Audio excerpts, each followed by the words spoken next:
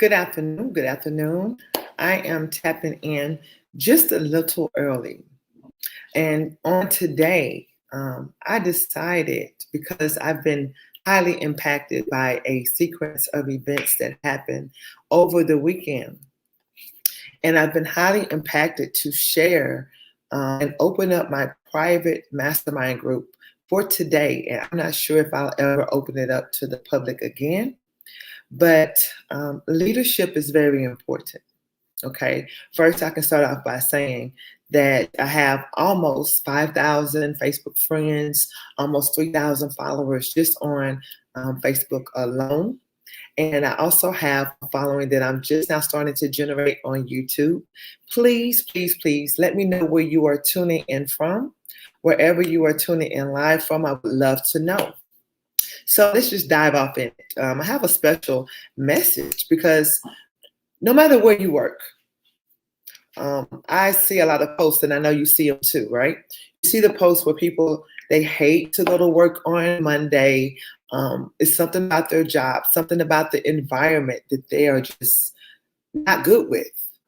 You ever get that ball in your stomach where you get ready to go to your job and you're like, oh my gosh, I don't want to go in today. I can't wait to leave. Cannot wait until I get off of work. Why is that? It's going to all boil down to basically one thing, and that's leadership. That's leadership. Leadership is very important. People don't understand, like when you graduate from high school and you get that degree, let's just say if you dare to go to college and you get that degree, or if you get that promotion, does your growth, does your leadership capability stop there? When you are in a leadership role, does it stop there? No, it doesn't. So before I start the mastermind, I want to give three tips on leadership. And another point I wanted to mention, people do not understand the value in growing as a leader. The value in growing as a leader. You did not stop growing when you accepted that position at work. You did not stop growing when you got that raise, when you got that position that you always wanted. When it comes to an organization, you can have systems in place, but if you're not willing to grow, if you're not willing to step your game up when it comes to leadership, you're doing it wrong. And I'm going to tell you why. How many people say, you know what, I'm going to take advantage of the opportunity for me to grow as a person so I can grow and I can help my team grow? How many people take advantage of that? I have a little over 50 people in my free mastermind group. But those are people who decided to go for it, that they know they need to grow as a person. So when you're in a leadership position, you cannot even talk about being a leader until you know that the first person that you need to lead is yourself. The first person that you need to lead is yourself. Now, yes, we know that in order to be a leader, you must at some time, at some point, and always be willing to be a follower. But when you step into leadership, you must first lead yourself. And when you lead yourself, if you find that you are not growing as an individual, if you're not growing as a person, then you're doing it wrong. If someone asks you, do you know Carlotta Taylor? Do you know her? And the last time that you maybe envisioned me or you thought you knew me, and you're thinking of a time back in 2015, or you're thinking of a time back in 2003, or maybe 2016, whatever year it is, I can assure you, your best answer, if you don't know me now, if you're not in my element, if you're not in my circle, your best answer is just simply to say, I don't know. Because I can assure you one thing, I am not the same person I was back when you thought you knew me. I have grown since then. And I can assure you, by tomorrow, I'm going to be stretching myself even farther to not be the same person day by day. So in order to first lead others, you must first lead yourself. Period. It's not a cliche. Leadership is nothing you want to sleep under the rug. Leadership is not you saying, I'm this, I'm that, this is what I've done. No, who are you and what are you doing now to grow and develop as a leader? And are you continuously growing? Tip 2, when you gain knowledge, any type of knowledge, and the knowledge that you will be gaining once this mastermind starts at 12 o'clock. When you gain knowledge, it's not enough to just know a lot. It's not enough to just say, I've been there, I've done that, and da-da-da. That's not enough. You must apply the knowledge that you learn. You must apply it. You must apply it. And last but not least, the final tip that I'm going to give on leadership, this is just 3, just right off the cuff tips, is you want to continue to elevate. You must continue to elevate.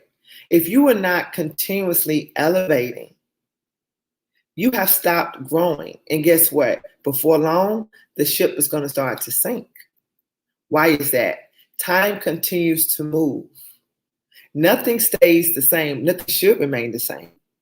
So you should always challenge yourself. You should always be willing to stretch yourself. You should always be willing to listen. Always be willing to listen so you can see what areas you need to grow. Positive reinforcement is major key. Major key. I'm going to bring up, because I see someone in my mastermind group is ready to come in and take the stage with me. What's going on, Miss Natasha King? We're going to get started with the mastermind promptly at 12 o'clock. What time is it? We have about 4 minutes and we're going to be getting started. So to those of you who are in my mastermind group, we have the backstage pass. And I know some of you all are new, so let me go ahead and do an introduction to the new people that are in the mastermind group. The way we do it here is there are only now, I would say, about 8 more slots to be able to take the stage with me. I want your voice to be heard. And the way we do it here is as we're tapping in to developing the leader within you by my mentor, John C Maxwell. I am a certified trainer, speaker, and coach with the John Maxwell team. And one of the first things I learned back in 2019 when I first got certified was to go ahead, and I'm going to take Miss King down until she's ready to come in, is to go ahead and do it and start adding value. Start adding value to people. Find ways to add value. Find ways to use your voice. And so I did it, and I did it scared. You're going to learn that you're going to have to take the leap over and over again. Taking the leap and doing it scared is not something that I can say I've done just one time. It's something that you continuously do as a leader, as a person who is growing. All right? Now, for the new people, first of all, welcome. And it's good to see that you have taken initiative to say, I want to grow as a leader. I want to tap in with other people who are stretching themselves and growing as a leader as well. That's the first step. This is a free opportunity. I do not charge any fee, no monthly fee. There is no clickbait. There is no buy this, buy that in my mastermind group. It is simply to add value to people who want to continuously grow. And one thing I understand, in my circle of friends, I have all kinds of friends. I have friends who will probably never pick up a book and never join my mastermind, and that's fine. I love them for who they are. But for where I'm going, who I am connecting myself to, I understand the people who are going to be in my immediate circle are going to be people who are growing and who are taking the steps required to soar as you really want to do in life. You're not going to get to your goals and dreams just staying the same. You have to tap in, and it's about doing the inner work. All right. So the way we do it here, we're actually in the last chapter, chapter 10 of developing the leader within you. And the chapter title is The Expansion of Leadership. All right. Personal growth. So we're going to be diving up into that in just a few moments. But what we do is to take it to another level. We don't just read the book and just talk about the book, but we apply real life stories, real life situations to heighten what we learn. to make it stick, to make it connect the dots. And then we take what we have learned and we apply it to our life. Somebody says they are grateful for the opportunity to tap in. I am grateful that God put it on my heart to just open this mastermind up for today. Open it up. Somebody needs to hear this. What is the number one problem that we have in leadership and on our jobs?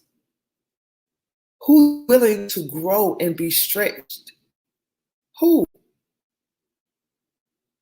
You're not going to hit the mark. Things will start to fall apart if you're not willing to grow.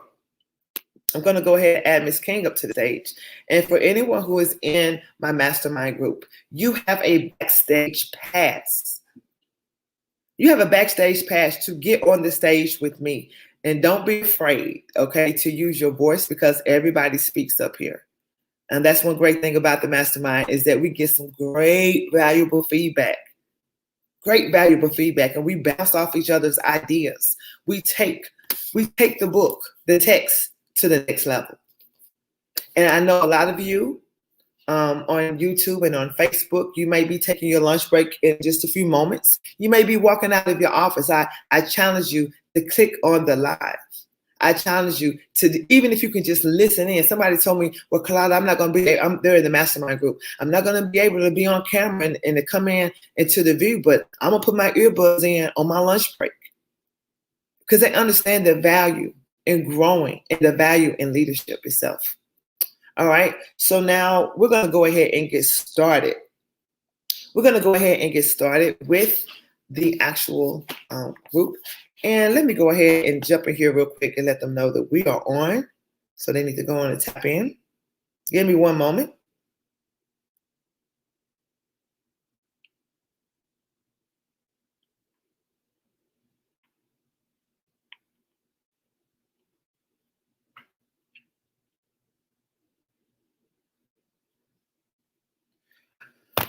All right, so me and Ms. King, hello, Dr. Jameson. Make this shareable. Okay, it should be shareable, hopefully, Ms. Collins. And also, everybody who's tapping in, know that you can actually join my free mastermind group. All you have to do, if you just scroll down my page, you will see a flyer. And the flyer says Mastermind with Carlotta. Follow the instructions on the flyer and on the caption of the post, and I will literally add you to my mastermind. Once again, it's free. It doesn't cost you anything, but it really does cost you something. It costs you willing to make a decision to grow. And if your leadership is not doing it right, if you have a problem on your job, listen, leadership is also involved with the way you lead as a parent, with the way you lead as a spouse. If you have a problem with someone else, I see Chanel says she's checking in from work. That's what I'm talking about. If you have a problem with someone else, guess what? Make it start with you. Let it start with you. You be the one to step up. You be the one to make the decision that I'm going to grow as a person so I can be the example that I want to see. All right? So let's go ahead and get started. I've already let them know in the group that we are live and we are on and we're ready to get going. All right, so what I normally do it is we cover a few pages. So Ms. King, I highly encourage you, if you are in the group, you should be on stage right now with me. So there is a link in Mastermind with Carlotta. Come on in, Corinthia James, you should be on stage with me. Come on in, Doc, if you are available, you should be on stage with me. Paul Franks, if you are available, you should be on stage with me. How y'all doing? Good morning. Well, good afternoon. Good afternoon. Good afternoon. All right. So Miss King is the one who is in. So we're going to start with Miss King. We're going to go to page 209. Oh my gosh. I have page 209 circled. You know, he really goes in and this is the last chapter. So I'm super, super excited. We are closing up this book and we're going to be going right into developing. Where's my book? It's around here somewhere. Developing the leaders around you next week. All right. So let's go ahead and Miss. We are now going to go up to page 209. So anything that you found that highlights you. Yes, ma'am. Got it. Anything that you find that, you know, that you want to talk about. And once again, you know how we do it. We add real life situations to the text and we bounce off of each other's ideas. And I want to encourage you, wherever you're tuning in from, if you have a question, if you have feedback, if you want to add to the conversation, be our guest. Be our guest. We would love to hear from you. Okay. So I'm going to unmute your mic, Ms. King, and the floor is open and it's on you. All right. Awesome. Hello. Good. Yeah. Afternoon. Happy Thursday. This chapter was, I guess, just an indication of how awesome the whole book was. 1 minute, baby. So one thing was I absolutely love the fact that he said by the time he reached 40, he said, I'm reflecting. And he went through just a series of every 10 years. He wrote a book just to kind of mark the assessment that he had on the growth in his life. And that was big because just yesterday, we were talking to a friend and we mentioned that next year we'll be turning 40 and how excited we are about turning 40 because we are so convinced we're so excited about what's coming, and to not look at, oh, we're getting older, or be looking at retirement. We have been looking and studying people who, just like John Maxwell, who's in his 70s, who are absolutely enjoying life, still working, because for so long retirement meant, you go sit down and that's it. But here he is, just like Bob Proctor and many other people who have been in their field working their purpose, and they honestly have become younger. So we're talking about how excited we were about turning 40 and knowing that there's so much more to come. But one of the things that really stood out was that he talked about how personal growth increases hope. And I don't know if that's past your 209 or what. We have a different version. Am I past you? Okay. But it talked about how personal growth increases hope. It teaches us that tomorrow can be better than today. And we encounter many people who have in some way, shape, or form just lost hope for whatever reason. They may take some hard blows in life, circumstances may go a certain way, and because we intentionally placed ourselves around another group of people that showed us how to actually hold on to your hope by growing personally every single day, we learned that you can really manage your expectations. You can absolutely manage your expectations, because so often people will go into situations. Let's just say that it's somebody that wanted to start a business or go to school. They had to get the certification, but they couldn't pass the test. They've done all the coursework, but they couldn't pass the test for certification. And that can be a hard blow to a lot of people. And then they start to question all of their efforts that they've done, all the stuff that they invested, and they lose hope. But instead they could look at ways that they can really, really grow to make things become better.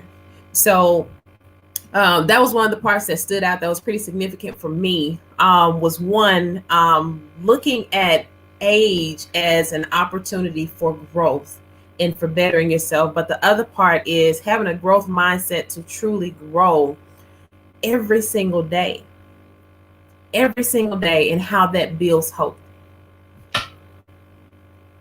So, Natasha, give me an example of something that you can apply that text to when it comes to growing every single day. What does that look like in your life?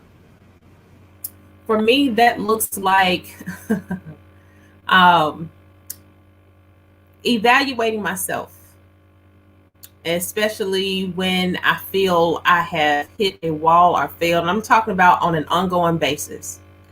Asking key people in my life, how am I doing?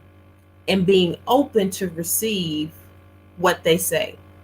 having open communication, reading on a regular basis, listening to things that are going to grow me in specific areas. It's not just on a whim. No, there's specific things or areas that I want to grow in. So I find the audio, I listen to the people, and I ask questions, so that I can continue to grow. And then after a while, you go back and reflect. And I almost began to cry looking at this book, because sometimes I love how it says it's like watching a child grow. If you're in it every day, you don't necessarily see the growth. But if you go away for a while and come back, you see it. I guarantee it's literally 3 quotes that he put in this chapter. And we came across these quotes anywhere from 5 to 8 years ago. And they completely shifted my paradigm at the time. And I was just in a place where I said, one, when I heard them, I said, okay, cool. I need to work on this. One was the quote that talked about you have to learn, unlearn, and relearn. Now, I don't want to get ahead, but that was one. Another one was by Eric Hoffer, how he said, in times of change, the learner will inherit the earth. And I think in here it used a different phrase.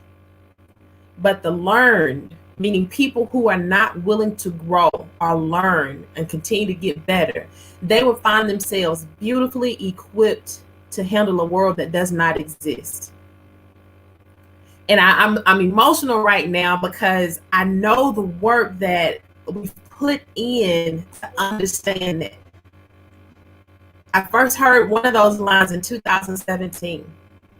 The other one was around 2013.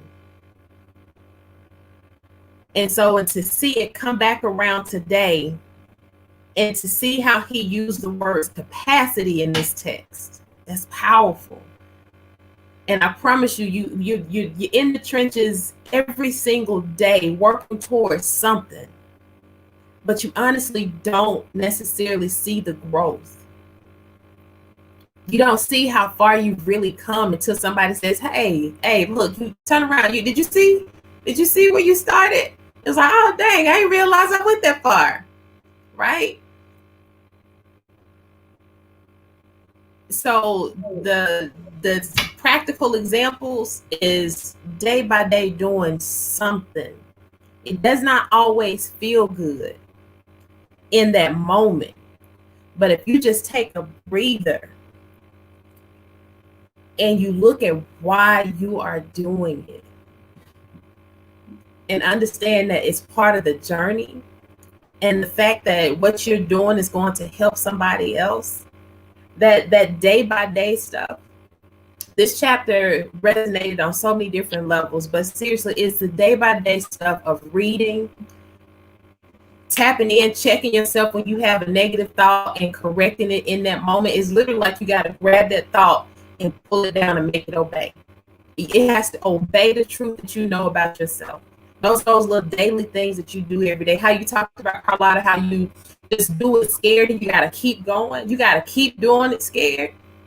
You got to keep making sacrifices. It's every day. It's every day. And I think one of the things, I'm not sure where we were, but James told our son, he said, if every moment is magical, you'll never have magical moments. And our son said, well, Daddy, what do you mean by that? He said, well, you don't want everything to be perfect, because if everything were perfect, there would be no room for growth.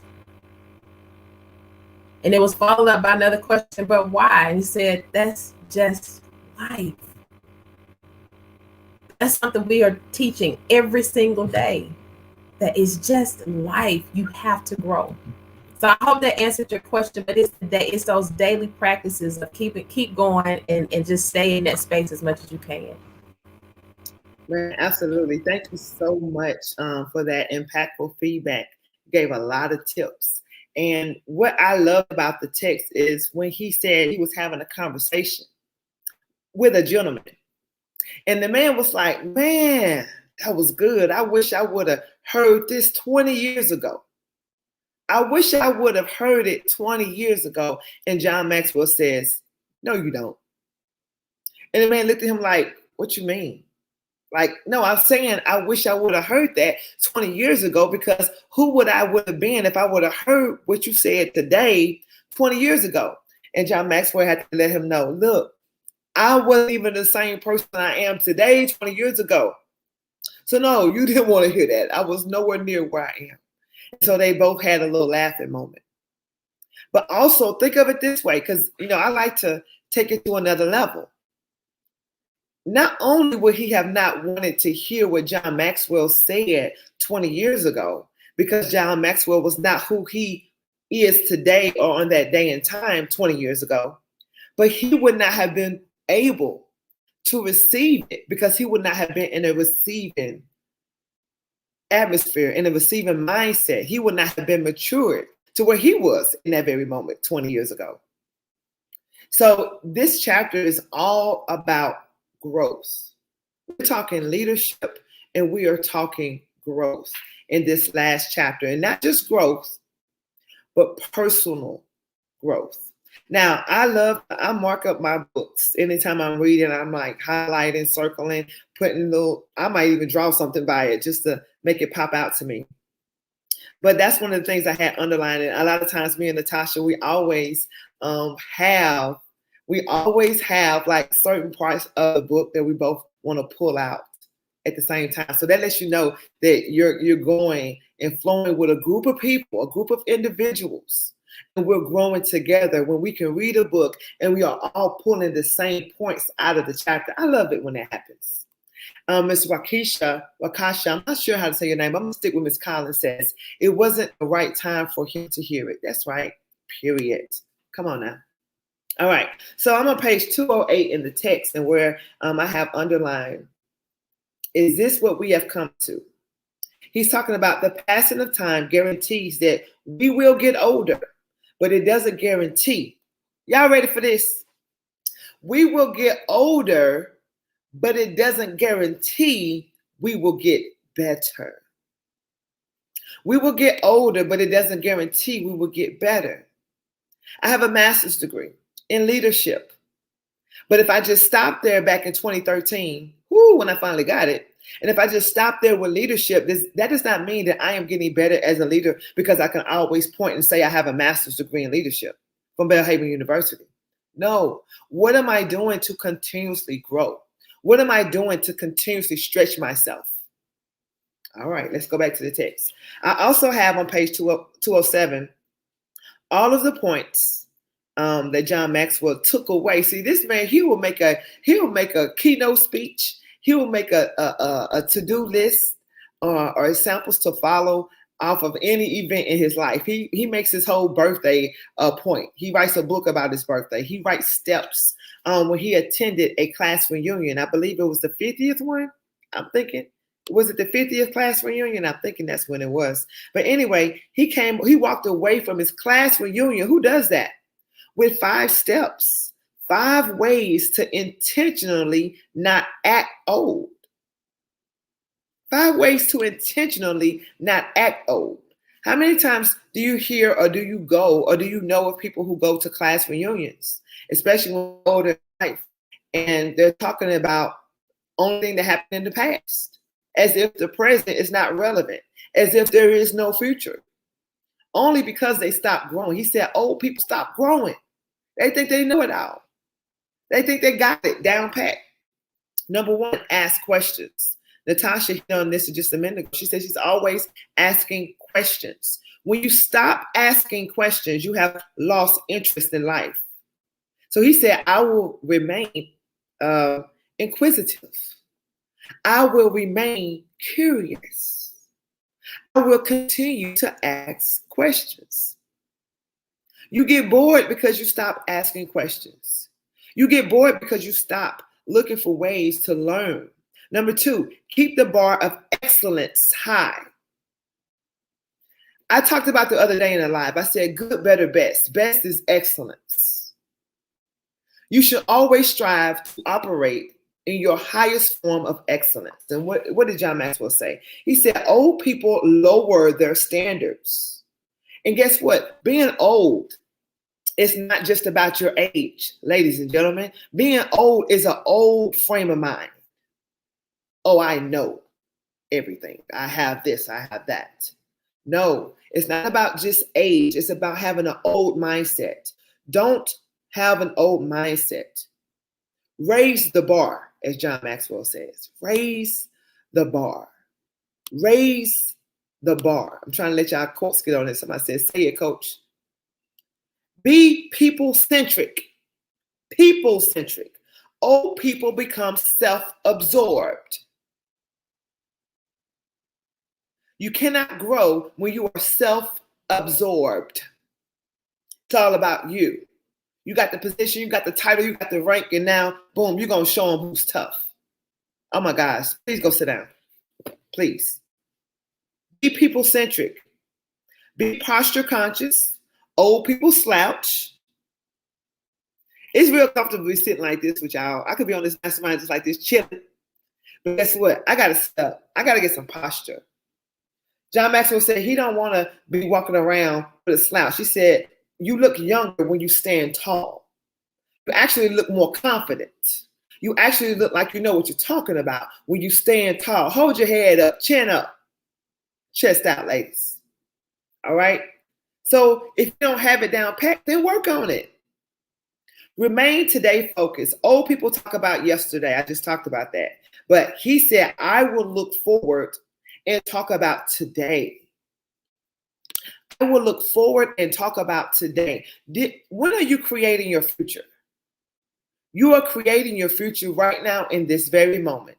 As a matter of fact, it's called like compound interest with calculators. And, you know, when you get paid and money calculates. So when you have an investment and the investment calculates and compound interest takes effect. And that's why your money goes up. If you know anything about that. Okay, I don't want to get too far above you.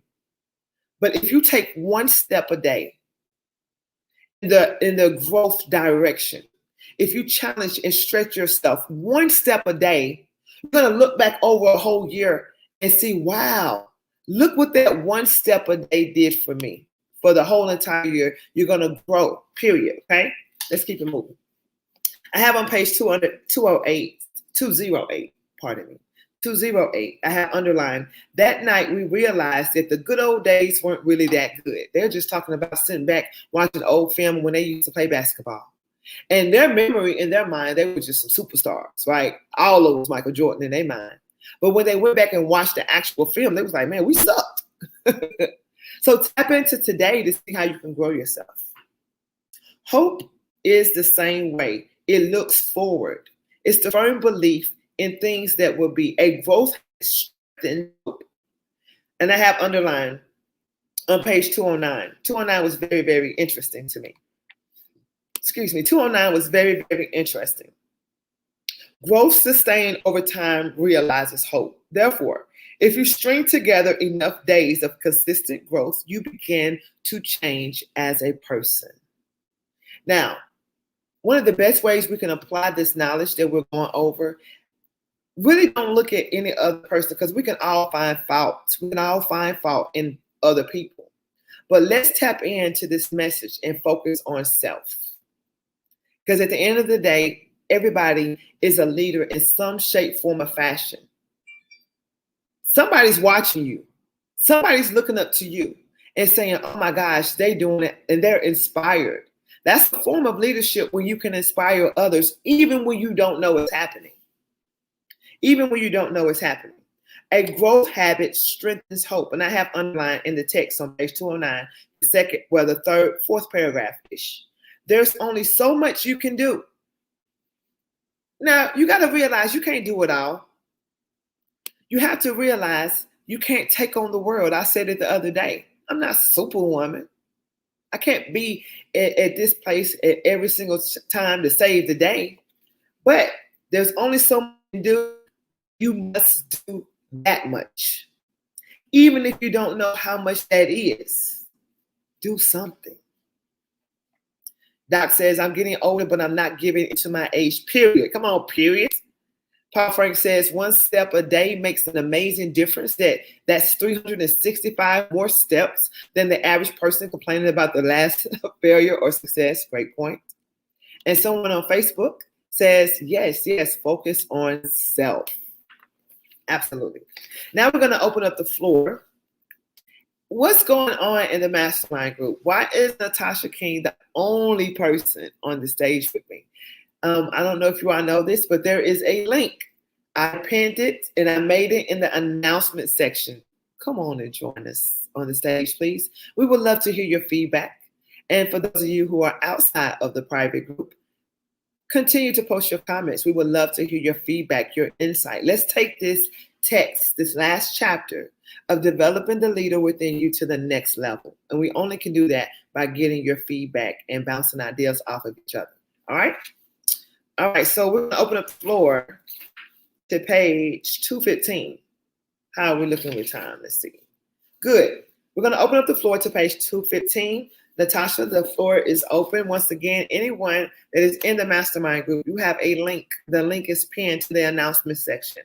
It is the latest announcement in Mastermind with Carlotta, so you should see that. Click on it and come on, and you are welcome to join and take the stage with us. The floor is open, Natasha.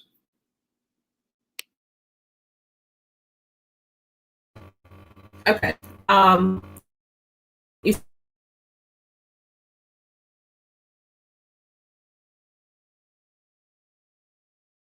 At a conference, a gentleman walked up to him and asked, he said, I'd really like to do what it is you're doing.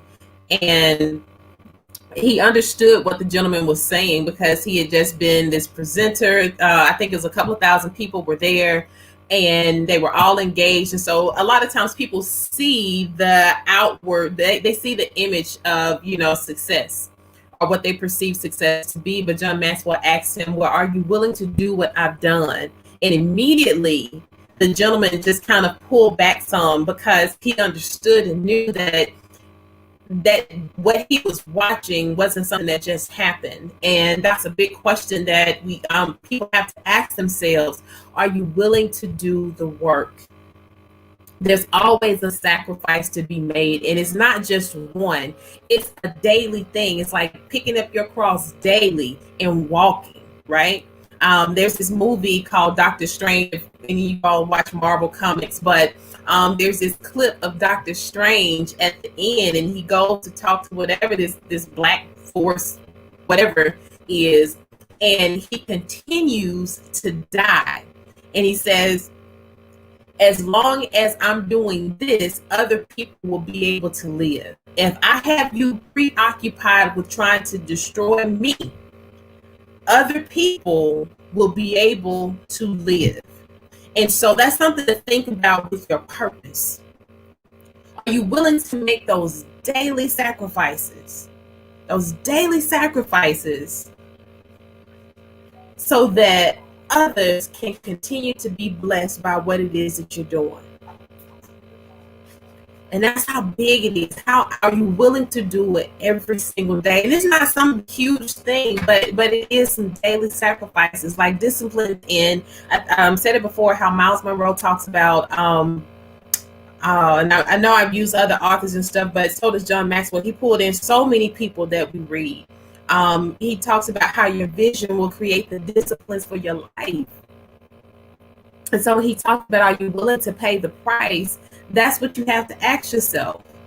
Based on your purpose, where you desire to go, your destination is going to determine, it's like your roadmap, is going to determine what freeway, what exit you take, and all of that is going to determine all of that. So you have to ask yourself, am I willing to pay the price?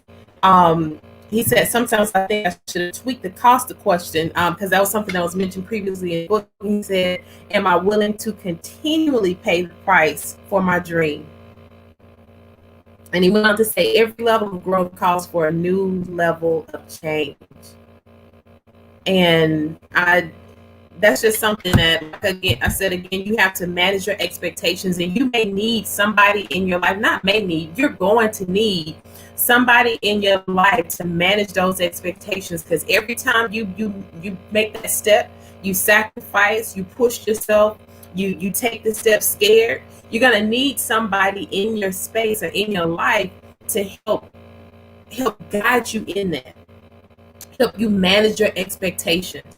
help you evaluate what you've done and how you can actually make it better. And he went on to say that life begins at the end of our comfort zone. That was a big deal.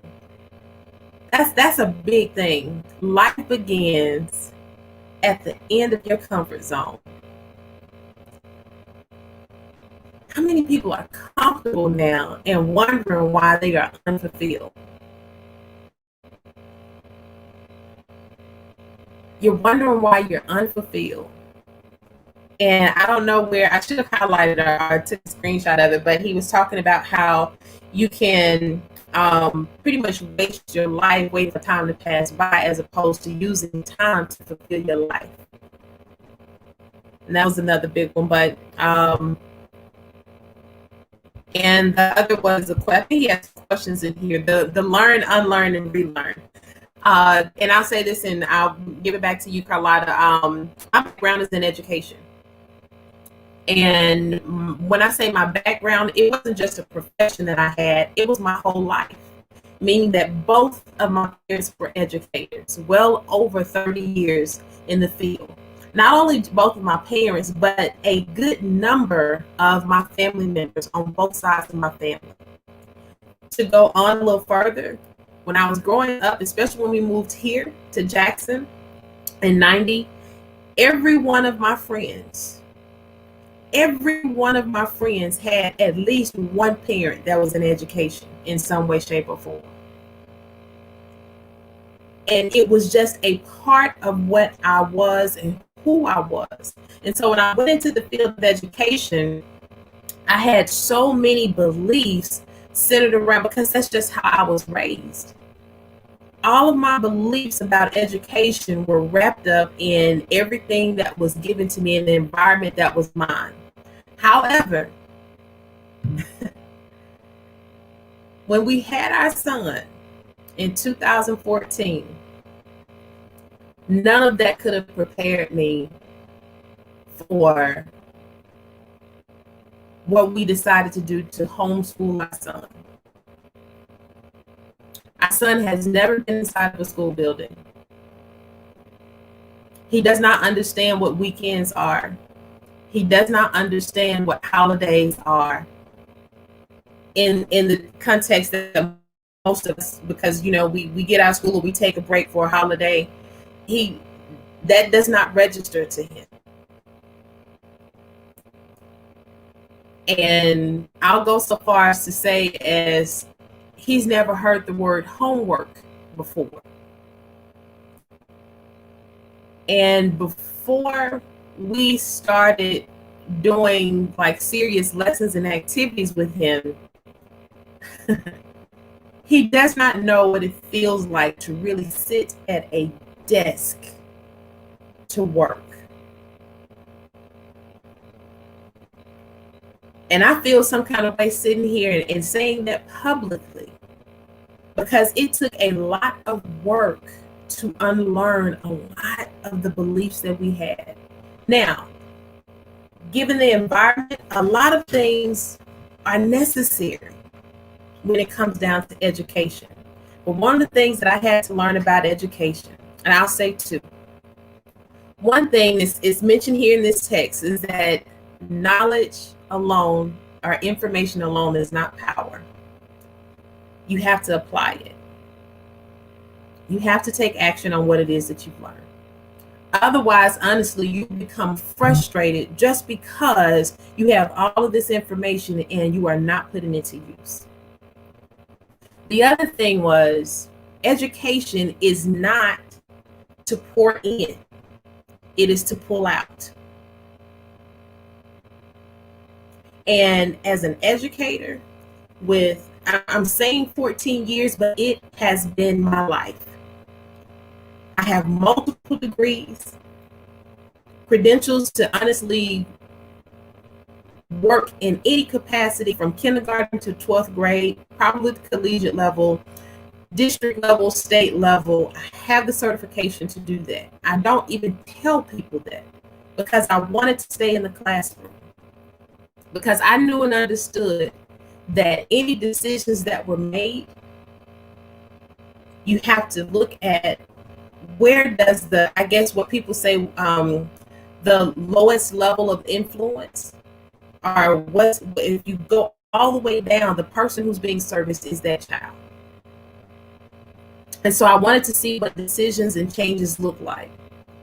But even in all of that, when we made the decision to homeschool our son, I had to unlearn all of that and then relearn, because it doesn't just stop there. A lot of people think that they just dismiss all of this stuff and disregard it, or think that something's wrong. That's not what you're doing. You're not saying, when you unlearn something, it's not saying that you're discrediting or disregarding what you've learned. No, you're just looking at how does it apply in this space that I'm in now. You're relearning. And he said, what do I need to change today that I was doing yesterday? So the first one is learn. What do I need to learn today that I didn't know yesterday? Unlearn is, what do I need to let go of today that I held on to yesterday? And then the other part is, what do I need to change that I was doing yesterday? And it's a continuous process. It's a continuous process. So for those people who are going into entrepreneurship, if you're going into a new phase in life, if you're going into a new relationship, you need to learn, unlearn, and relearn. And I don't know the person who said this originally, to quote it, but it went something like that. It said, that is not this. All right. That is not this, but that prepared you for this. Every experience that you've had has in some way, shape, or form prepared you for where you are right now. So never bash it, never disregard it, but learn from it and see how do you need to reevaluate your thinking and your beliefs so that you can take those experiences and see how you can apply them in the space that you're serving now. That's it. Come on, mic drop. Yes, mic drop. I love it. That ain't this, but that prepared you for this. I love it. Thank you so much for that feedback, Natasha. That was just right on spot. We got Jessica James chiming in. She says she's chiming in from another meeting, but she heard the passion and wanted to acknowledge how needed this discussion is. Somebody doing praise hands, raising them up to Dr. Jameson. Let's see. Dr. Jameson says she loves that part. Learn, unlearn, and relearn. Now, we are on page 210, and we're going to go to pages 215. Natasha, her and Mr. King, they pretty much read the text from Apple. What's it called? Apple something. Apple. What is it called? Because there's different ways you can get the text. You can get it online. You can get it Audible. You can get, what is it? Apple what? It's under books. Yeah, Apple Books. I couldn't think of that word. So some of us, I'm kind of old school when it comes to books. Even if I get the Audible, I will still get the textbook because that's just me. I don't know. I just like to have it in my hand and mark it up and stuff like that. But I'm going to start on page 210. All right. And right around in the second paragraph, this is what stood out to me. It says, would you like to do what I did so you can do what I do? Check this out. Everybody is unique. Yes, we may have people that inspire us and people may do it. Do not see yourself doing it the way they do it. Do it the way you do it. What is creative about you? Everybody has something that's creative about yourself. I want to challenge you. Tap into your creativity. That's who you are. Nobody can take that away from you. All right? Very, very deep here. I was like, wow. I'm going to use this phrase, and this is what we do in this mastermind. We always pull from real life or wherever we can pull from life to add to the text, all right? A lot of people, and I used to be one of them, oh my gosh, I want to be like Oprah, or I want to be like this person. When I was much younger, that's what I used to think. But as I got older, I grew and learned, no, I don't. Why is that? I don't know what Oprah Winfrey had to do to get her life to where she is now. I don't know what challenges she had to face to grow into the person she is today. A lot of people look at me and they say, oh my gosh, I want to be just like you. Do you really? Do you really want to walk in my shoes in my life? Do you really want to be in and out of foster care? Do you really want to be fed house slop and called old long face yellow gal by a foster parent? Would you really want that? That was my path.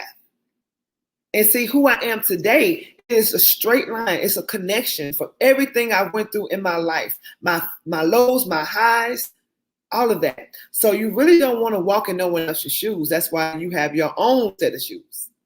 But tap into the person you are within so you can be your greatest self, right? And now, I also have underlined, we don't understand the sacrifices, the hard work it took for them to get there. I was just talking about that. At the end of page 210, I also have the cost question. John Maxwell has a very peculiar way of, identifying and bringing simple things that really matter to life. Bringing simple things that really matter to life. So I have underlined, am I willing to pay the price for my dream? We want a lot of stuff. You want to win the lottery, you want the big house, you want the car, you want the love, you want the romance, but are you willing to pay the price for it? But he wrote another book, and what was that book? I read this book too, and Put Your Dream to the Test. I actually have that book over there. Put Your Dream to the Test. I've already read it. However, the cost question is in there. And so look at this. He wrote the book, Put Your Dream to the Test. And let me show you an example of continuing to grow.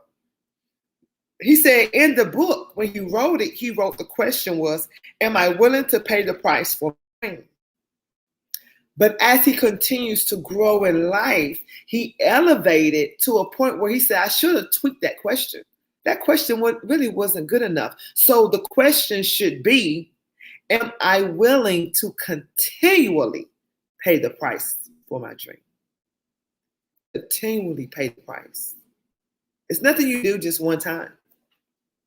You should never get to a place where you feel I have arrived. Someone says, wow, not looking to share anyone's tale sufficient is the problems I am already faced with. Come on now, somebody. I don't know who you are. Would love to shout your name out. You got to click that link and register with StreamYard, and we will be able to see who you are once your message comes on the screen. Jessica James says, my God, you want their glory, you must endure their hell. Oh, come on, Mike, drop.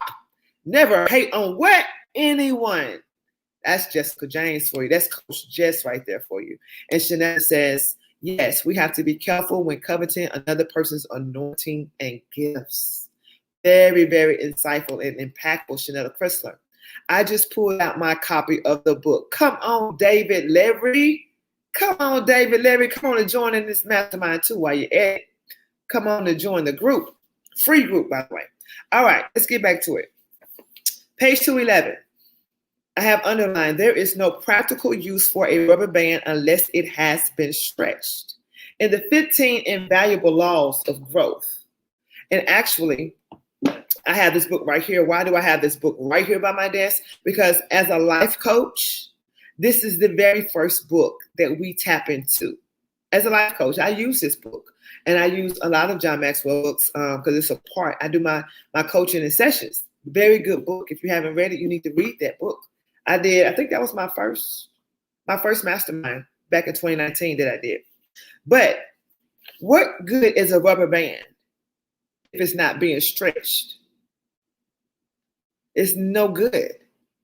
And rubber bands laying around, no, you're going to use them for a purpose, whether it's, I got some rubber bands to go around some index cards so they won't slip away. A lot of ladies use rubber bands for ponytail holders, whatever you need it for. Some people create things and gadgets and use rubber bands, but it's not any good if it's not being used. Guess what else is just like that? People. But when you think of this in the rubber band effect, use it to self. Think about you. Don't think about nobody else. Nobody, no supervisor, no higher ups. Think about you. Are you being stretched? The same thing can be said of us. In a time of drastic change, it is the learners who inherit the future. Are you still learning? Or have you learned all you're going to learn? Are you still learning, or have you learned all you are going to learn? Let's turn to page 212. I have underlined, taking a new step, uttering a new word is what people fear the most. It's walking the path of the unknown. It's taking the path that nobody has ever taken before. Let me give you an example. Okay, because that's what we do here in the Mastermind. We give real life examples. So it was told to me before, nobody, Carlotta, oh my gosh, you're in this industry right here. You're already in an MLM. You know, whether you hate it or not, don't worry about the MLM part. I'm not trying to recruit you today. I just want to give you an example. I'm in an MLM over here that deals with finances. Locked in, right?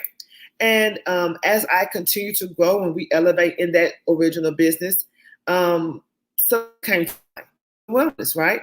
So what I did was I said, I'm going to give this a shot too, because, hey, my health and wellness is important to me. Hey, great business opportunity. What did people say? They said, don't you dare. It's never been done before, they said. But then, by the grace of God and not listening to other people don't know your vision. They just see what they see. And in this book somewhere, I don't know where it said, John Maxwell says, if you are not growing and if you're not going to the next level, like continuously, you're really putting that in the life of someone else. And when you leave it up to other people to determine your lack of growth, then you're pretty much you're really resigning your life away. And other people can never have the vision for you that you can have for yourself. So by the grace of God, I was able to be a six-figure ring earner in 2 different MLM businesses, but they said it's never been done. It doesn't, people do that. You cannot be afraid of what people are going to say. You can't be afraid of what they say. Chanel Crystal says, as you always say, you have to be a forever student. Be a forever student. Where am I at on the text? Be sure to try to learn to take a new step. If it's something that you fear, go for it anyway. As long as it's ethical, nothing criminal. But if it's going to help you progress, grow, and stretch, yes, being afraid, that comes natural. Anytime you try to do something different, you aim to do something different, you're always going to have those moments where fear is going to engulf you. But that's just simply energy. And guess who has the power to channel that energy? And you create what you want to create. I have underlined in the second paragraph, the illiterate of the future are not those who cannot read or write, mic drop right here, but those who cannot learn, unlearn, and relearn. So being illiterate has nothing to do with your capabilities of can you read? Can you write? I know several people who are millionaire status, created the dream life of their dream. They doing everything they wanted to do. Can't read a book. They're not illiterate because they learned that they had to learn, unlearn, and relearn. I'm going to go down to the third paragraph. 1997, John Maxwell's mentor shared with him that if to influence people beyond his personal reach, he should start writing books. What I love about this being pointed out in this chapter, guess what John Maxwell did? He got some information.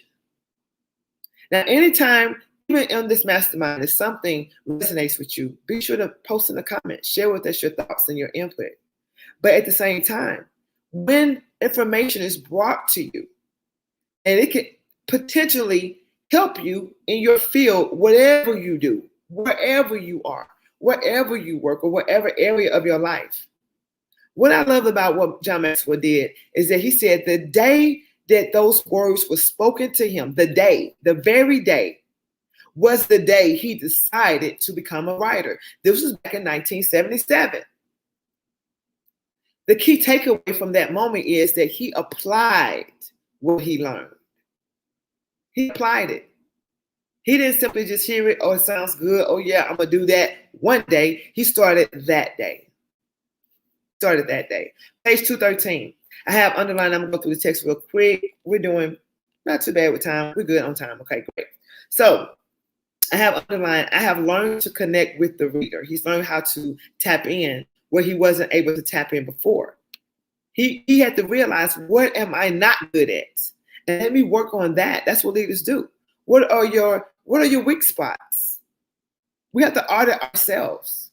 I'm strong in this area, but I'm weak in this area. Let me work on this area right here. If you want to grow as a person and as a leader, you must be willing to surrender feeling right,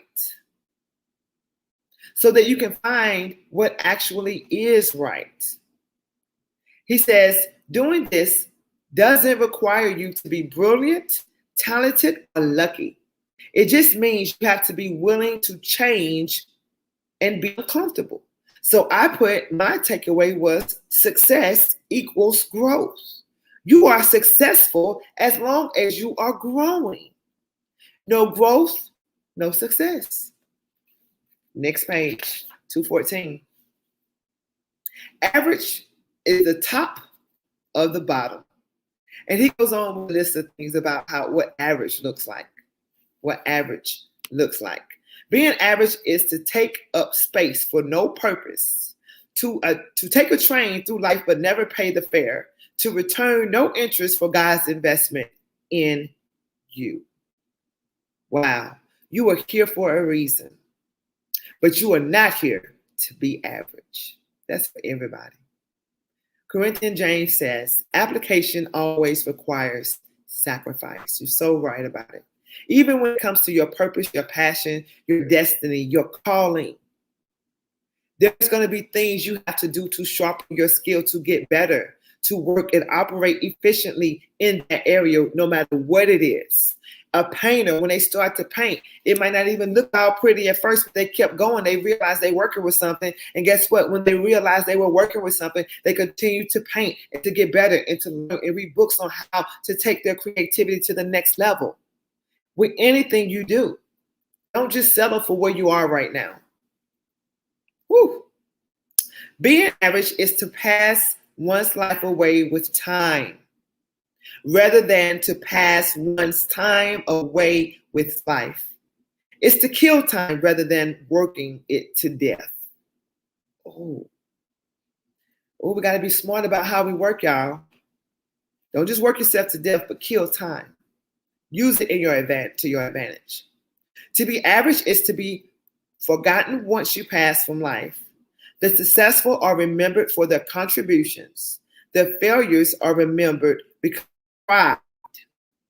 But the average, the silent majority, are just forgotten. Are you trying? Are you simply trying, or are you making it happen? I don't even feel right using that word trying, because that's a word that I personally removed from my vocabulary. There's no reason to use the word try or trying, period. You can work around it. Words are powerful. Are you tired of being average? Ask yourself. I know I had gotten tired of being average a long time ago, and I started doing something about it. I also have underlined at 214, we don't just grow by living. Please understand, because you're getting older, and yeah, you might look in the mirror and see, different changes in your body. You might be getting taller if you're in your youth. You might be having time away, and time is passing away. But if you are just getting older, that's all that's happening. Doesn't mean you are growing. All right, on page 215, there is a personal growth chart. On one side of the chart, it has goals. If you're just strictly focused on hitting the goal, I just want to attain the goal. I just want to get married. Boom. Now what? I just want to get that promotion. You got it. Boom. Now what? I just want to get and attain. But once you have it, now what? So being goal conscious is not enough. Let me tell you why. Because one, goal consciousness is focused on the destination. Once you get there, now what? Most people you got them motivated and stirred up. Now what? All right, goals are seasonal. You had a seasonal goal. You accomplished it. Now what? Challenges people. Okay, now that you have people attention, you have their attention, you've challenged them, but now what? When the goal is reached, we stop. If you just goal conscious. Goal question, how long will this take? That's all you worry about. How long will it take me? How long will it take me to get the ring? How long will it take me to get the promotion? How long will it take me to get the degree? How long will it take me to pass this test? But when you are growth conscious, that's different elements. Focus is on the journey. Who are you becoming? Every step of the way. Growth conscious matures people, continuously maturing. Growth conscious, growth is lifelong, changes people. When the goal is reached, we keep growing. And the growth question, unlike the goal question, is how long will this take? I'm tired of waiting. Versus growth question, how far can I go? At the end of 215, the law of diminishing intent says that the longer you wait to do something you should do now, the greater the odds that you will never do it. You'll never do it. So do it now. And don't just do it now. Do it right now, this very day, whatever it is you have on your plate that you intend to do. Start doing something about it now, even if you just take one step a day. All right. So I'm getting ready to open the floor and let's see what time is looking like. Perfect timing here. We're going to open the floor from page 216. The rest of chapter 10, all of chapter 10 is now in play. Once again, anyone that's in the mastermind group, I guess they're a little shy because we're live now. We're live on YouTube and we are also live on Facebook. And we're live also in the private Mastermind with Carlotta group. But anyway, it's not too late. If you would like to join the stage with us and give your feedback, we would love that. If not, continue to post in the comments and let us know what your thoughts are, what your insight is. If you have any questions, no matter where you are tuning in from, if you have any questions, we would love for you to be a part of the conversation to take it to the next level. The floor is open. It's back on you, Natasha. Okay. Lots of amazing takeaways just from the portion that you just mentioned. And then it goes even further because so you have this one thing where you compel people to do something, but then I love how John Maxwell says, okay, I've compelled you. I pointed out the problem. I told you why you need to do it. Now let me put something in your hand that's tangible so that you can go do the thing. And so he talks about for growth to be maximized, it must be strategic. And I don't recall what page, I just wrote it down in my notes. It says, what gets measured gets done. That's a big deal. That's a really big deal. And he goes through, so if you have not gotten this book, I encourage anyone to get this book so that you can really take time and go through and answer the questions that are here so that you can put a system in place for your growth. Because just saying that I'm reading every day or just saying that I'm listening to audio every day, that's not enough. You need a system in place to really monitor your growth and what it is that you're doing. And he simply said, he quoted a gentleman that says, systems permit ordinary people to achieve extraordinary results. And he goes on to say, strategies are nothing more than systems for obtaining specific results. So what system do you have in place to really monitor your growth? What's your growth plan? What is your growth plan? And excuse me, we're still growing in this area, but when I look back over it, a lot of times, and I don't know how you describe it, but there is a place where the first stage is where you don't know that you don't know. You're operating and you honestly just don't know that you don't know. And then you go to knowing that you don't know, right? And then you go into a place where you know it, but you're working on it. And then you go into another place where you just do it automatically. You just know it and it becomes second nature that you're doing a thing. And so to see how John Maxwell has progressed over all of these 40 plus years of doing his work, he's been able to identify a system in terms of how he's really been able to achieve the results that he has. And for me, and I should say just for James and I both, I'm not, for us, it's page 300. It says the big picture, where do I need to focus my growth? And if you look at that chart that was just mentioned about a growth mindset and a goal mindset, there is so much freedom in having a growth mindset. It really makes you relax. Because if you are so focused on being goal driven, you get wrapped up and time almost becomes an enemy to you.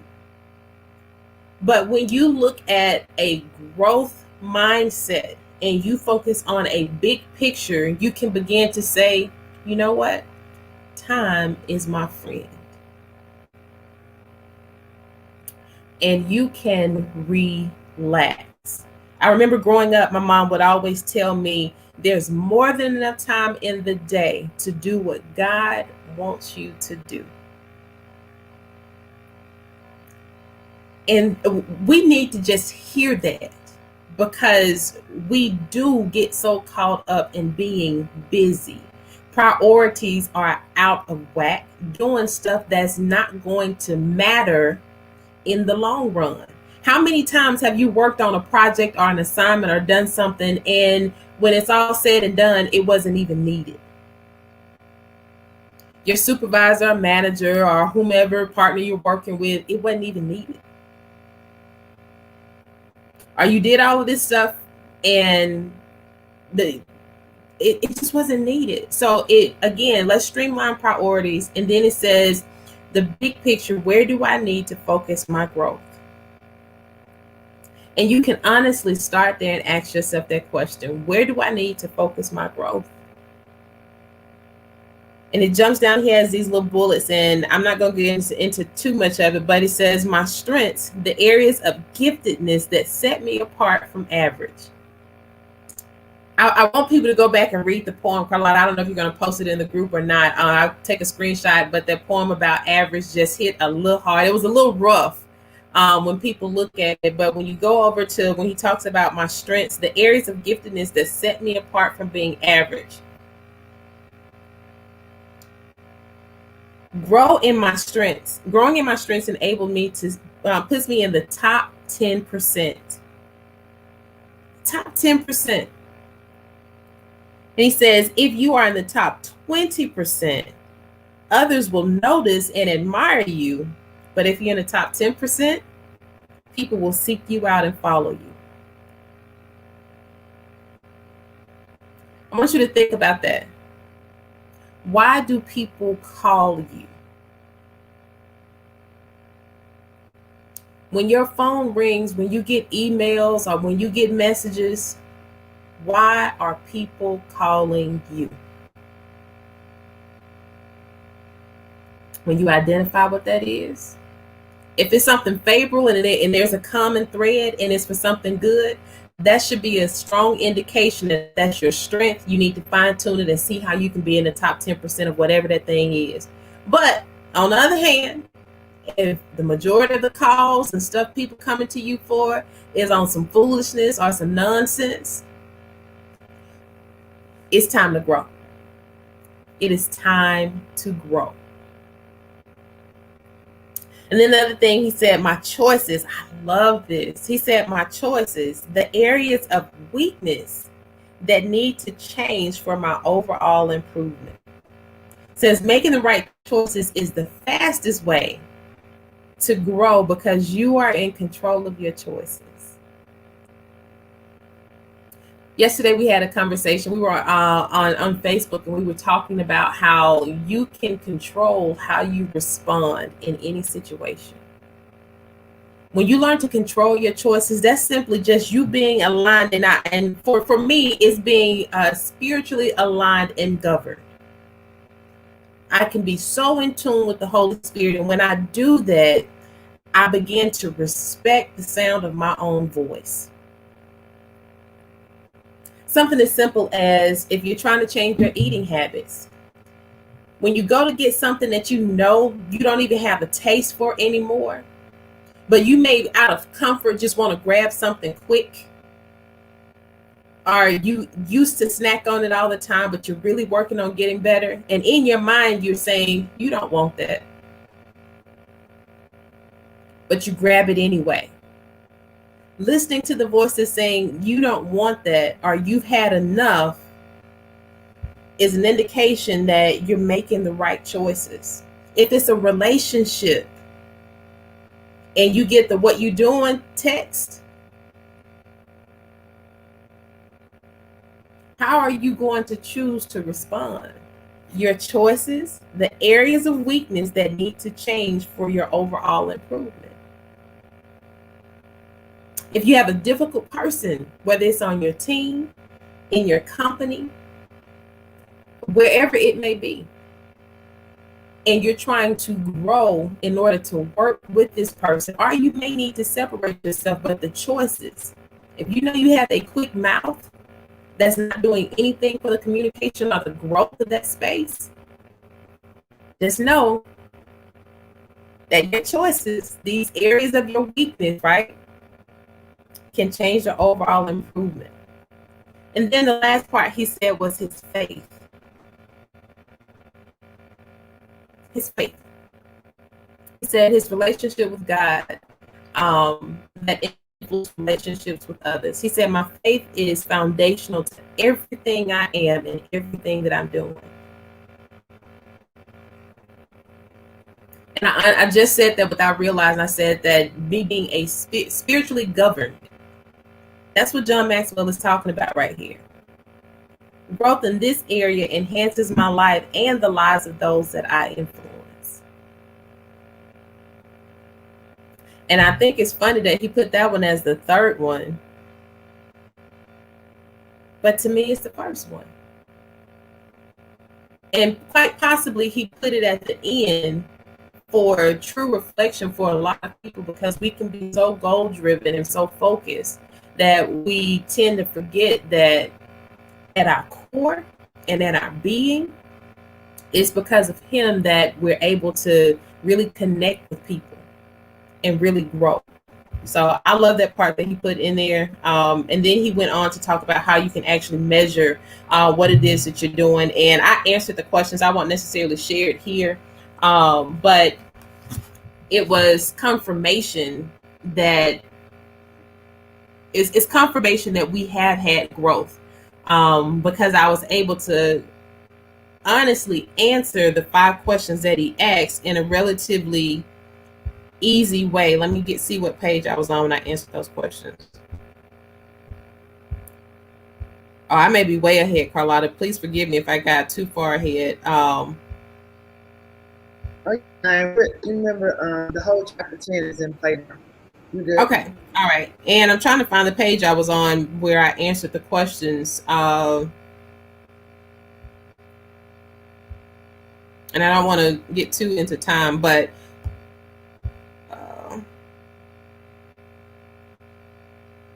okay.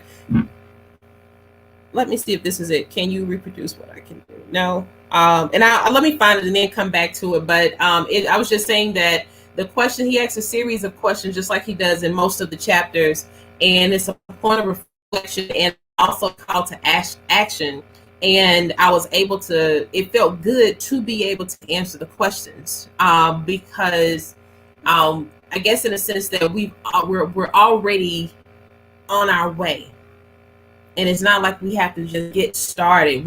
It just shows how much growth we've been able to have, and just saying to continue doing what we've been doing. So I was grateful for seeing that. And then the last part, I mentioned this yesterday as well, talked about growth is joy.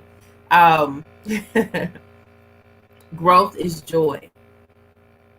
And I was literally talking about how you have to make sure that you hold on to your joy, your peace. Hold on to your joy, your peace, and your hope. because so often life will have you drifting or fighting battles and you forget what you're fighting for. You really do not have to fight. God is an amazing witness for you. You do not have to fight. And Carlotta, I know you're former military and law enforcement. When you go into the military, you are no longer a citizen. So just know and understand that you are not meant to fight. Someone else does that on your behalf. And when you get so engaged in doing something, handling a responsibility that is not yours, you end up losing something. And oftentimes it's joy, hope, or peace. So just be very, very mindful of that. And growth, this is bullet number 5. We talked about it, about growth simply is joy for him. So that's all. I'll turn it back over to you, Carlotta. Oh, wow. So many mic drops. I was just like, yes, yes, yes. Thank you so much, Natasha, for your feedback and elevation of the conversation. And we got somebody who dropping bombs in the comments. Shout out to David Larry. He says, we only have control over 2 things, my actions and my attitude. I can choose how I react to others or situations. Influence is greater than control. Oh, I'm going to say that one more time. Influence is greater in so many ways than control. What is the smell of your influence with others? Does it draw? Does it draw or draw others? He said, does it draw or drive others toward you or away from you? Mic drop. Corinthian James says, good stuff. All right. And we have Shanetta Kussler who says, yes, protect your peace by any means necessary. She said, I had to fight like hell to gain this peace I have, and I will do whatever it takes to keep cutting season. All right. Shout out to all of those people who are adding value and taking this text to the next level. Thank you for your feedback. Continue to pour away. We have about a few more minutes before we conclude chapter 10. And we will be going into a different book. And I'll share that once again with you all once we finish. And I'm going to go over the last few pages and allow Natasha to find her questions in just a moment. So on page 216, I have underlined under this section, for growth to be maximized, it must be strategic. One of the hardest courses I ever took, one of the top 2 hardest courses I've ever taken on a graduate level in grad school, that is, okay, was strategic management. That was the hardest course, strategic management. And they got very strategic with their coursework, okay? But in order for growth to be maximized, it must be strategic. It doesn't just happen. It won't just fall in your lap. You're not growing because you're getting older. You're just getting older. It does not mean you're growing. I have underlined second paragraph. Unfortunately, on page 216, unfortunately, most people plan their vacations better than they plan their lives. Okay? But he said, as Jim Rohn said, if you don't design your own life plan, this is what I was trying to remember earlier. If you don't design your own life plan, chances are you'll fall into someone else's plan. So if you don't design your own life plan, chances are you will fall into someone else's plan. And guess what? They might not have planned for you. Oh, not much. What does another person, what could another person have planned for your life more so than what you can plan for your life? Think about that. So in other words, the takeaway here is be strategic in your growth plan. Start growing. And when do you start growing? You start now. You have to be strategic about it. You have to do it intentionally. It's not going to just happen. In the second to last paragraph, the last full paragraph on 216, and right out of the middle, right directly in the middle, I have circled, what mentors should I pursue?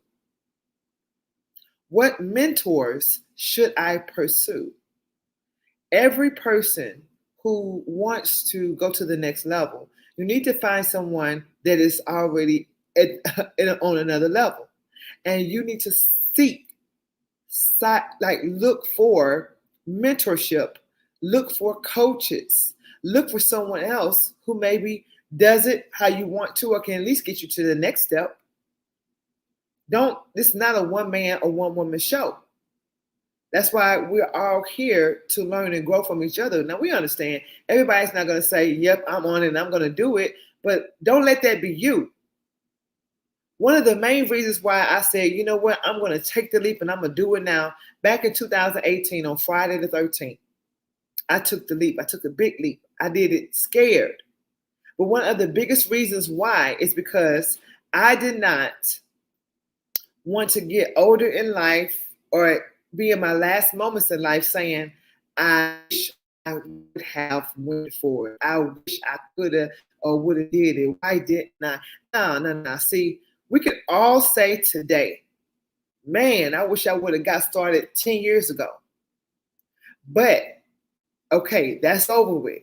We can't go back 10 years ago. But what we can do is we can start today. Because a seed planted today, time is going to go by anyway. It's going to happen. It's going to pass. So the best thing you can do is make sure that when you look up 10 years from now, you're going to be on track and where you want to be versus saying about always focusing and looking in the past. The second best time to plant that seed for that tree to grow and develop, and that tree can be you or a real tree, either one, is right now today.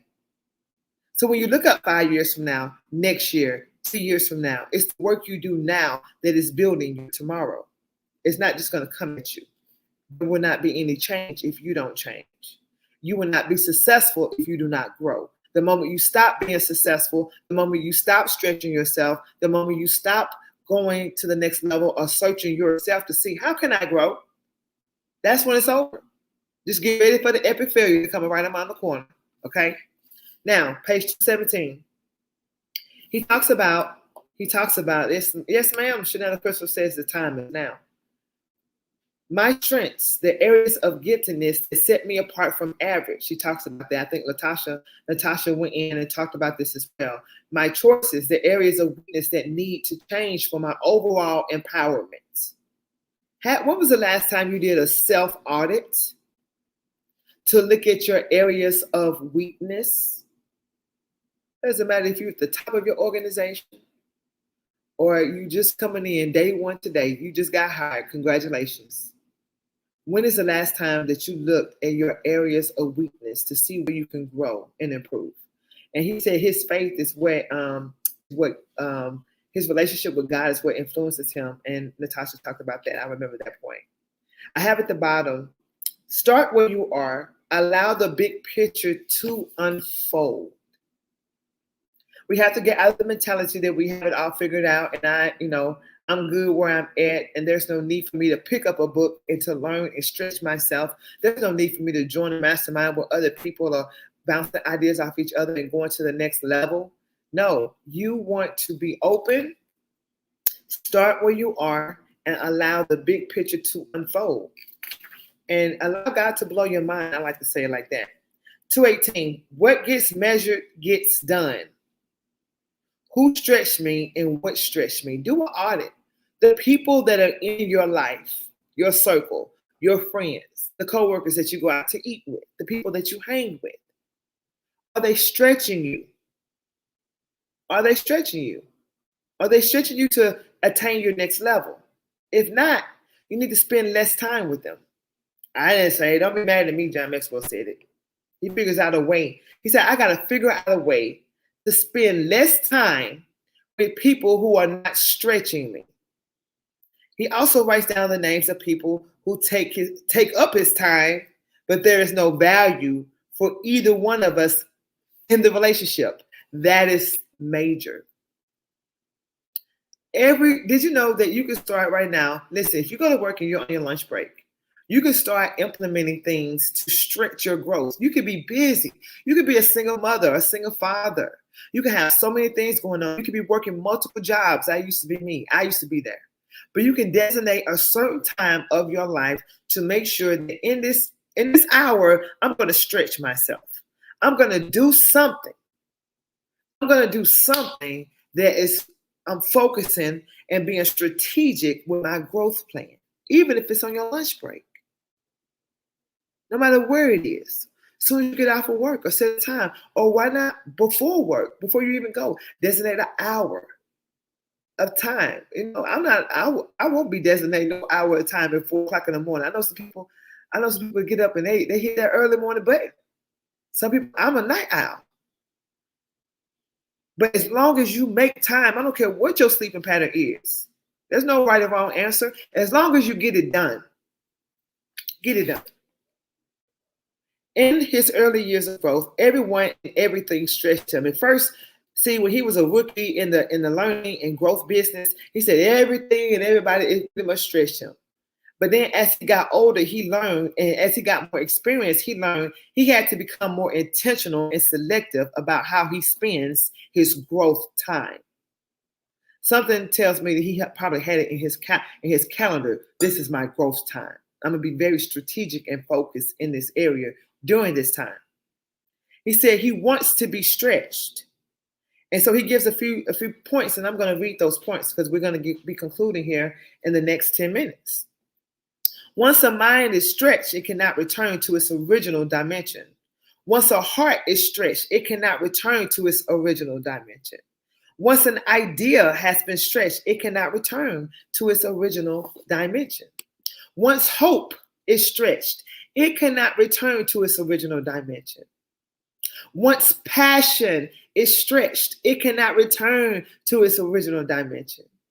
Once work is stretched, it cannot return. And once a team is stretched, it cannot return to its original dimension. I have underlined on page 219 at the bottom, it says, I ask questions that will help me grow.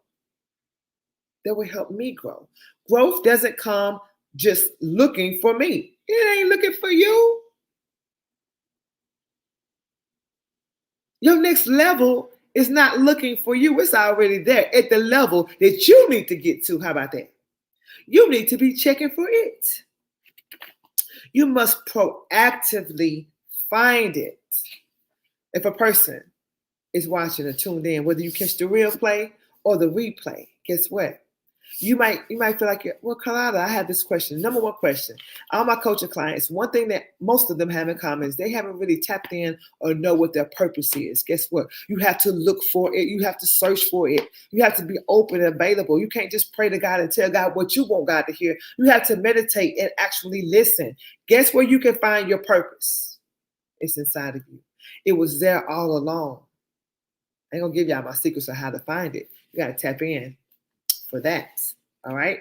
But just know it's in you.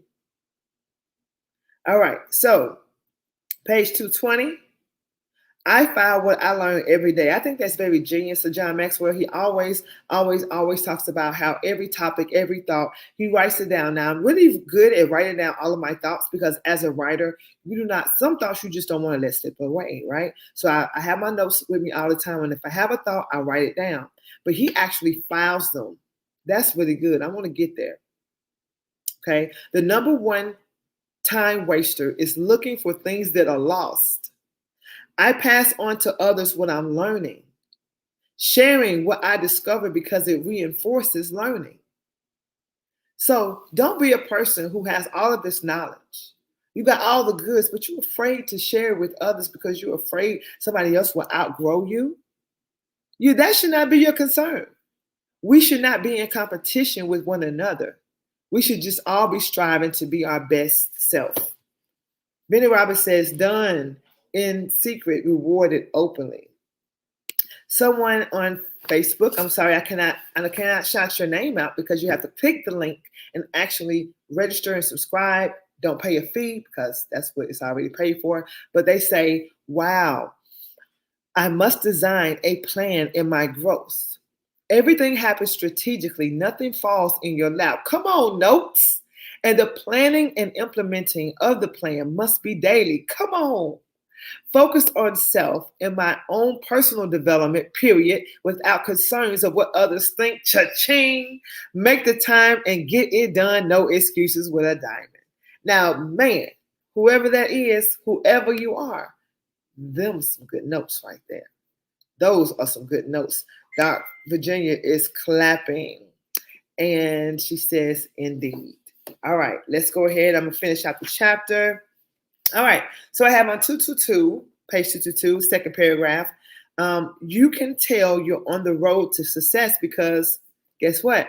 It is uphill all the way. You ain't got to worry about getting up to the top and falling to the bottom when you're continuously focusing on growth. Don't be afraid. Some people are actually, I found out that some people are actually afraid of success. But you won't be afraid of success if you do the work necessary and the work required daily, because it's what you do daily and consistently to build yourself up, to be ready. Because you don't get to the next level until you're ready to get to the next level. And you only get stagnant. And that's like your indicator. Okay, now it's time to step your game up. It's time to change again. It's time to grow again. Oh, I like that. Grow again. And when you have arrived to where you want, you hit that goal. Now it's time to grow again and grow again. Each new level. Miss Collins says, say that. Coach Crystal says, period. I like that word, period. There is nothing new under the sun. So just stay home. Don't have that old folk mentality. Oh, ain't nothing new. I know everything and I ain't nothing new. Oh, not your age. I'm not calling you old because of your age. Don't have an old mentality. That is not going to get you anywhere thinking you know it all. It's not going to get you anywhere. You're going to always be disappointed. I didn't say it. John Maxwell said it. Don't get mad at me. Get mad at him. 222. So take the road that's open for you. Take the step, but always remain open and teachable. It can't nobody teach you anything. And you are closed-minded. You so closed-minded, you can't even listen to insight. That lets me know you're not growing. You're just holding a position down, but guess what? Over time, guess what's going to happen? It's going to show. And when you had the opportunity to be the best you could and be the best you can in your position, whatever it is in life, I'm talking relationship, on the job, you're a supervisor, you any type of leader, anything you're doing. If you are not open to listening, learning, growing, stretching, and you're not being teachable, that sink gonna ship at some point. And you can't say that you were not warned, because saying it right here, right now, is letting you know if you're not teachable, you're going to fade away. And then somebody else that's teachable is going to be in position. Somebody else who listens is going to be in position. Somebody else who grows themselves, who stretches themselves is going to be in position. Whether that's relationship, on the job, church, whatever, right? Adopt a leader's mindset. 223. Good leaders are learners. They are intentional. They want to learn from everyone they meet. What can I learn from you? What can I learn from these comments when Dr. Jameson says to grow, change is required? What can I learn? What can I learn from Miss Collins when she says you learn something new every day, grow daily? It's a compound interest of every step along the way, everything that you pull into your circumference in your life, in your energy field that you can learn from. Don't look like, listen, you can learn from a 2-year-old baby. I learn from my children. I can learn from anybody. Adopt a leader's mindset. They want to learn from everyone they meet. They never arrive. They never feel that they know it all. And they are not afraid of having to unlearn some things and relearn other things. We talked about that already. Consistency. How can I grow daily? Application. Can I act on it? Measurement. How can I measure and affect my growth? Big picture. Where do I need to focus my growth? These are questions you need to ask yourself. As we continue to finish, I know Natasha has some questions that she's going to answer and ask. This is developing the leader within you. Developing the leader within you. It's an ongoing journey. It's an ongoing process. You never get to the place where you feel I have arrived. You never stop listening. You never stop being teachable or being coachable. You never stop getting insight. It's an ongoing process. And next week, we're going to start chapter 1 of developing the leaders around you. I'm trying to see if my book right here, it should be close by me, but hey, guess what? It's by John C Maxwell. Natasha, you have your book right there? Oh, here. Yeah, here we go. Hold on 1 second. Bam. Developing the leaders around you. Chapter 1, next week. In order to join the mastermind, you just simply, there is a banner, and it should be right down my page. If you just scroll down my timeline, there is a caption to tell you how to just text MM to the number on the flyer. Be sure to add your Facebook name and add your email address. That's all you need. And boom, you're in the mastermind group. David Larry says, I have learned to be open to new things. We all should have learned to be open this past year. Wow. David Larry, have you hit join mastermind group yet, sir? That's all I want to know at this point. Because you're dropping some nuggets. You should be on the stage. We should be hearing your voice, sir. You is on it, okay? Doc says, I have mine. That's right, Doc. Doc says she has a book. Get the book.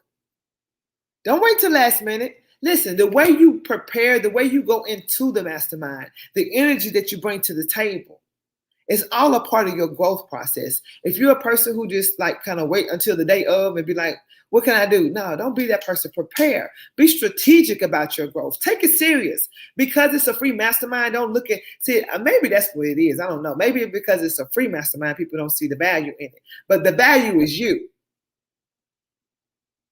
You are the value. And you have to decide to personally grow. Shanetta Crystal says, I am excited about next week. All right. So I'm going to turn it back over to Natasha so she can get her questions out and answered. And then I'm going to close this session. And yes, and I need to do this and open it up because the thing is, you know what, don't even worry about it. David Larry, you've added so much value to this session today. I'm actually going to reach out to you. Now, nobody else don't know. Don't look for me to reach out to you, okay? I'm going to repost it on my page once I finish so it can be the last thing that you see. But there is a flyer, and the flyer says Mastermind with Carlisle. But because David Larry has been so attentive and dropping all these bombs, then I'm going to actually reach out to you, and I'm going to send you the invite. But I do need, just DM me your email address. Do that for me because I got your name down pat now. But listen, y'all, we have to tap in. You know, things happen, but at the end of the day, it's up to us individually, and then we come together collectively. Imagine everybody in your circle growing. Imagine how much value you can add to whatever it is that you are focused on. Each one help one, but you must first help yourself. Take advantage of the opportunity to join a free mastermind where you can learn and grow. See, the thing about it is everybody just wants the fruit, but they don't want to go through the process. But if you want to be your best self, you need to go through the process because you never know what your potential is. You owe it to yourself. Oh, wait a minute, hold on. I love a good laugh, you know. I'm very, very serious, but ain't nothing wrong with period. And that's on Mary had a little laugh. Come on. Oh, I love to laugh. Okay, but Doc says we add value to each other in this group. That's on period. That's true. Some amazing leaders with sharp minds that add so much value to the masterminds in the group. Each session we have. Miss Collins says, I'm loving this group. I'm getting the book. You heard it. Okay. Corinthian James says, LOL. All right, so we're getting ready to wrap it up. We're going to go ahead and hear from Natasha King, and then I'm going to close it out. The floor is open. Okay, these questions are reflective for everyone, whether they've read the book or not. The questions are, what constitutes your big picture? What constitutes your big picture? Where do you want to go? What are the strengths you can develop? What choices can you make in foundational areas that will improve you? What core values do you need to include in your growth process? And I'll read those very quickly again.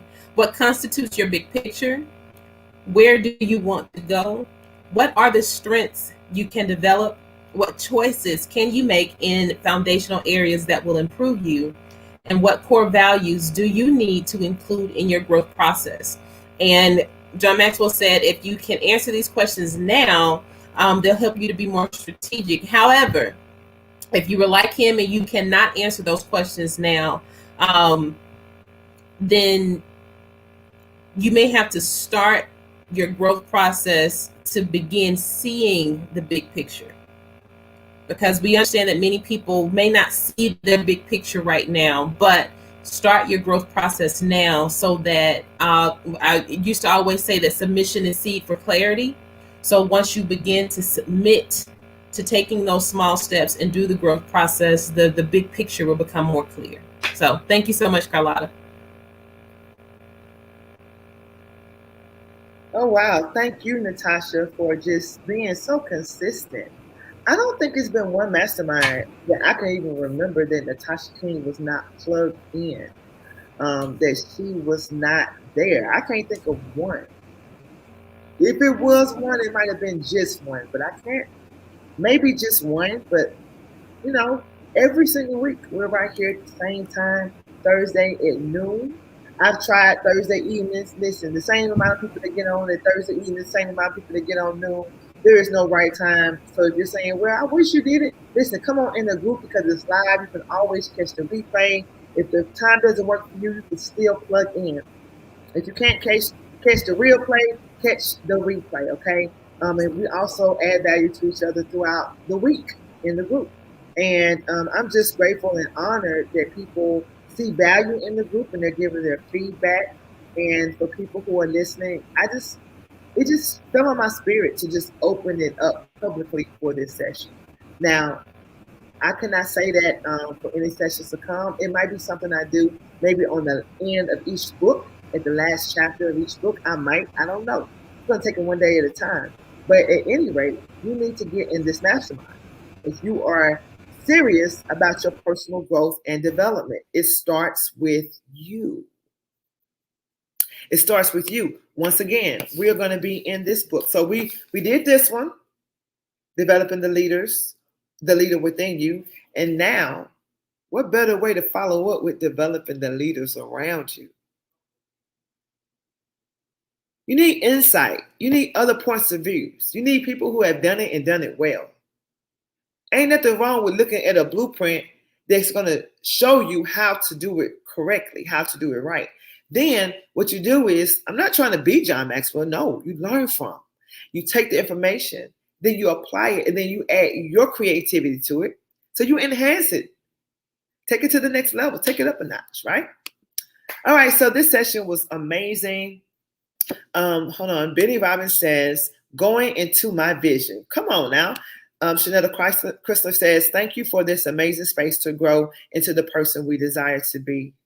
Amen. Corinthian James says, so much value here. So grateful. And Doc says, don't grow all by yourself. Because then you're just going to be by yourself. Come on, Doc.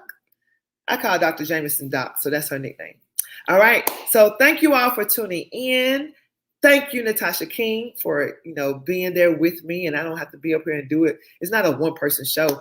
We actually have over 50 people in the group, and it's up to them whether they want to take the stage or not. A lot of them are in the comments. A lot of them just watch. You do it how you want to. It's no pressure, Okay, no click funnels, no baits to nothing else. We're just here to simply grow as individuals. All right. Thank you for tuning in. Be sure to share the live. Be sure to join the mastermind group if you would like to grow and develop personally. All right. Super excited about next week. Once again, that's developing the leaders around you. Have an amazing day. See you later on for the Heart of the Matter show at 8 p.m. tonight.